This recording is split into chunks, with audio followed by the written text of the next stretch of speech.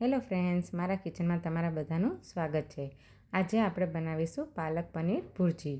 પાલક પનીર ભુરજી ખાવામાં એકદમ ટેસ્ટી અને બનાવવામાં એકદમ ઓછો સમય લાગશે। પાલક પનીર ભુરજી બનાવવા માટે 200 ગ્રામ જેટલી પાલક, 5 થી 6 ડુંગળી, 1 ટમેટું, 5-6 લસણની કળી અને થોડુંક આદું છે એ સમારીને આપણે લઈ લઈશું। પછી એક કડાઈમાં 1 ચમચી જેટલું તેલ ગરમ કરવા માટે મૂકી દઈશું।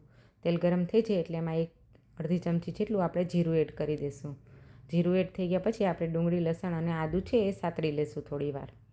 ડુંગળી અને લસણને સારી રીતે સાતળ્યા પછી આપણે એમાં પાલકની જોડી છે એ જે મેં સમારીને ધોઈને પહેલેથી જ રાખેલી હતી એ બધી પાલકને આપણે કડાઈમાં એડ કરી દઈશું અને 5 થી 6 મિનિટ સુધી ઢાંકી અને એને પાકવા દઈશું।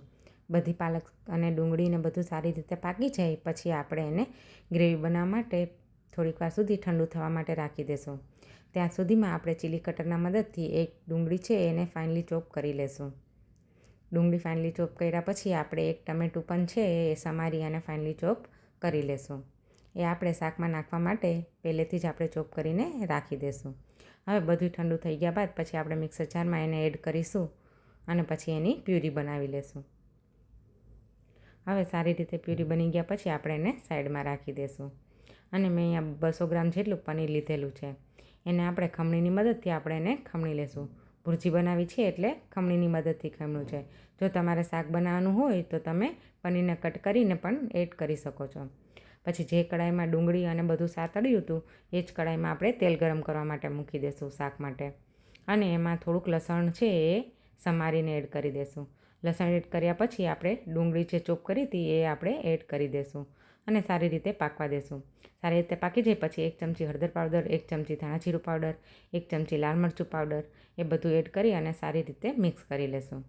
જો મસાલા નીચે કડાઈમાં ચોંટી જતા હોય તો 2 ચમચી જેટલું પાણી એડ કરી દેવાનું અને પછી આપણે ચોપ કરેલા ટમેટો હતા એ પણ આપણે એડ કરી દઈશું અને ટોમેટો સારી રીતે પાકી જાય એના માટે 1 ચમચી મીઠું અને 1 ચમચી ગરમ મસાલો એડ કરી દઈશું અને બધાને સારી રીતે મિક્સ કરી અને થોડીવાર સુધી ચડવા દઈશું કે જ્યાં સુધી ટોમેટો છે એ સાવ ગળી ના જાય ત્યાં સુધી આપણે એને ચડવા દઈશું।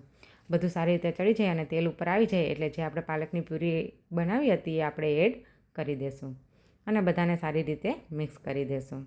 ગ્રેવીને પછી આપણે મિક્સ કરી અને થોડીવાર સુધી આપણે એને પાકવા દઈશું અને ગ્રેવી સારી રીતે પાકી જાય અને તેલ બધું ઉપર આવવા માંડે ત્યાં સુધી આપણે એને પાકવા દઈશું।